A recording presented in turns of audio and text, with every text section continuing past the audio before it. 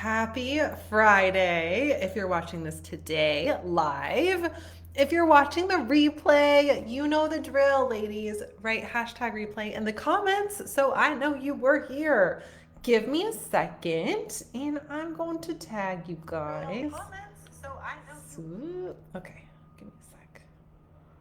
Tagging you. We're gonna do a little training that I think will be beneficial for a lot of you. So it's all about how to log your food when you're eating out, because I was talking to a couple of you and you were unsure. And if you're eating out, it doesn't give you the excuse to not track your food. You do want to track your food if you are eating out. So I figured, we need to do a training so we are all on the same page, and then you ladies know how to track your food. All right, I'm going to put my phone down right here and just jump into it. Okay, so how to track your food when you're eating out. So, ladies, it's really important to learn about food and learn about food when you're eating out, when you're eating at home, and when you're tracking your food eating out, it's going to teach you a lot. And I'm going to tell you what I learned when I first started tracking when I was eating food out. So when I first started tracking my food, it was my first time and I was very consistent with it. But the things I learned, it was really, really eye-opening. And I learned that fish and chips were super high calorie. The ones that I wanted were a little bit over 2,000 calories. And it made me think about how bad I wanted that fish and chips. And it also gave me insight. And I was like, okay, well, if I want this really, really bad, it's probably best to split this meal or only have half of this meal. So you're going to run into things like that. And you're going to see all different kinds of things with food, the value of food. And I don't want you to think there's good food and bad food, but I always like to say that your calories that you're able to have, the calories are kind of like money. It's the money that you have for the day, and you decide what you want to spend your money on. Do you want this over here, or do you want to save a little and have more of this over here? So you're always thinking about it like, okay, this is what I can spend. What's worth it? And you're going to learn throughout the process. And like I was saying, when you eat out, you're going to learn a lot. So tracking your food is going to teach you, honestly, tools to carry with you forever. It's going to give you knowledge. So if you're eating out, that's not a reason why to not track your food, okay? And if you love eating out, let me know in the comments, and also tell me where you like to eat. One of my favorite things is Mexican food. I love Mexican food. I love carne asada burritos. That's my go-to.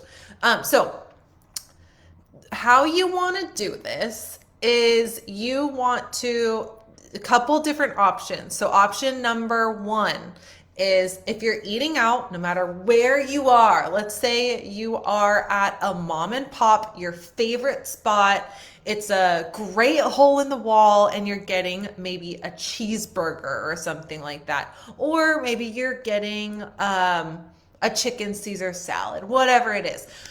One of the easiest ways to log that meal is to use a chain restaurant and log the same meal. One of the chain restaurants that I really, really like, that work really well for a lot of things, happens to be the Cheesecake Factory, because the Cheesecake Factory has so many different items. Their menu is massive. They have so many different items. So things like a cheeseburger and fries, perfect. Use the Cheesecake Factory.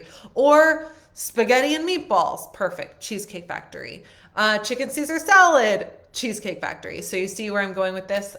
You can use a chain restaurant for the mom and pop locations, and you can do it for other locations too. So if you think of something and you're like, okay, the Cheesecake Factory doesn't have that. So let's say Mexican food, for example, maybe for that one, you can use Chipotle, because Chipotle, they have really big portions. Like their burritos, you guys, if you've been to Chipotle, they're big, they're huge. And typically restaurants give a very big serving size. So if you've been to Chipotle, Chipotle, think about the size of the burrito at Chipotle, think about the size of the burrito at your mom and pop restaurant, and if it's about the same, then you can use the Chipotle one, okay?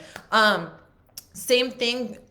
So that is what you want to do if you can. You want to use a chain restaurant because the chain restaurant will have they're pretty accurate. It's never going to be exact because it also depends on like the scoop that the chef or the person at like Chipotle is using. And I think it's the FDA that regulated everything. The FDA said that they can do 10% above or below what they said. Because let's face it, like how many grains of rice? You can't be perfect with it because like what if it's a little bit more rice or more beans, whatever. So that's why they can do 10% above or below. But it's okay.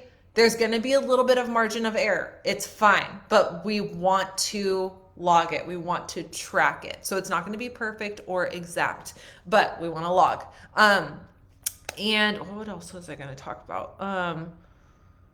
Okay, so if you can't think of a chain restaurant, then what you want to do is you want to put your item into MyFitnessPal. So let's say chicken pad thai is something that you're having and you can't think of a chain restaurant. You're like, I don't know anywhere that has this. What you would then do if you can't come up with the chain restaurant is you would put chicken pad thai in the search bar. Then you wouldn't pick just any random one. What you would do is pick the highest calorie one, okay? Don't pick the lowest, don't pick the middle. You want to pick the highest calorie one because what we want to do is err on the side of over logging compared to under logging. And something else that would be good for you to look at is looking at the measurements too. So if you're looking at a meal and you're like, okay, this is about half a cup of macaroni salad, something like that, or a full cup of the chicken pad thai. You want to look at the measurement that MyFitnessPal says, because if you're eating a whole cup, like if you look at it and you're like, yeah, this is roughly maybe a cup or so. If you're eating a whole cup, you don't want to just log something that is half a cup. Yeah, if you're eating a whole cup, you don't want to log half a cup. You want to also look at the portion sizes on MyFitnessPal, okay?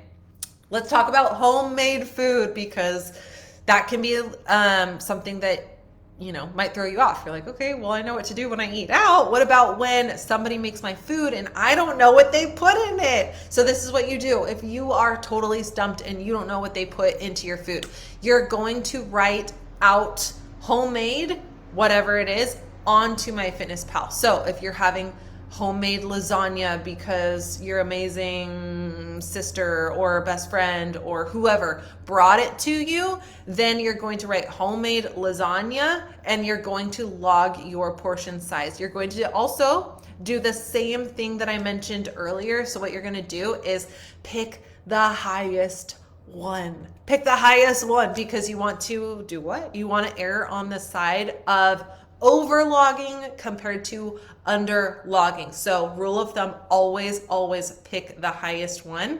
Then look at the portion sizes. And also what I do, and you guys, it's really safe to do this because when you're eating out, there are so many oils in this thing. In the meals, they use a lot of oil, they use a lot of butter. So what I will do, and it's very, very good practice to do this, is log a little bit of oil, like 40 to 50 calories of olive oil, because these meals, when you're eating out, they're typically going to be cooked in a lot of oil. So again, it's helping you err on the side of over logging, because what's going to happen is if you are always eating out and you're under logging your food, what's going to happen is it's going to take you closer to maintenance. It's going to take you possibly out of your calorie deficit if you're always going out to eat and you're under logging your food. So you want to really try to overlog. So if you see an item, you want to pick the highest calorie, you want to overlog, you're going to be a lot more likely to stay in a calorie deficit. And so that's why it's really good practice too, to log a little bit of oil, because chances are There's going to be oil in there. And then also to add on a little bit to the homemade things. So let's say you know there's a specific item in this homemade thing. So like maybe oh gosh, I'm thinking like potato salad with bacon or something like that. You could put potato salad with bacon just because bacon is a little bit higher calorie and not all potato salad has bacon. So what you can do is something like that. And if you just are a little bit frozen and stumped, it's okay to just put potato salad because you're going to be okay if you just write in what it is. But I've noticed, so for example, if somebody like my mom, I know puts tons and tons of cheese in something, like more than normal. So what I'll do is I'll log the item. So what is something with cheese in it? Lasagna. I don't know. I just connected it. Okay, so if you have lasagna, you can log your lasagna, and if you have extra cheese, or if you are going to your in-laws house and you know they cook with a lot of cream and a lot of butter, something like that, you can log the item and then log a little bit of butter. And don't feel bad when you see these calories and they're kind of high. And if it's kind of making you not want to log it, just try to take the emotion out of it. Don't feel guilty about it and just look at it like, okay, you know what? I'm learning about food. I'm learning what the value of this food is. It's okay. This is educational. I'm just going to use this as a tool. And it's really just knowledge and guidance. And if you don't want to log it, let's say you go out to ice cream and you see how many calories it is and you don't want to log it, the only person that you're hindering and not helping is yourself. So at the end of the day, you're going to be helping yourself if you are logging and you are logging this correctly, okay? So I wanted to do a training just so we are all on the same page, and that way you know how to eat out, log your food, because there is no excuses for going out to eat and not logging your food. I want everybody to be logging their food, okay? All right, ladies, I hope you have the best day, and I hope this helps you. I'll talk to you later. Bye.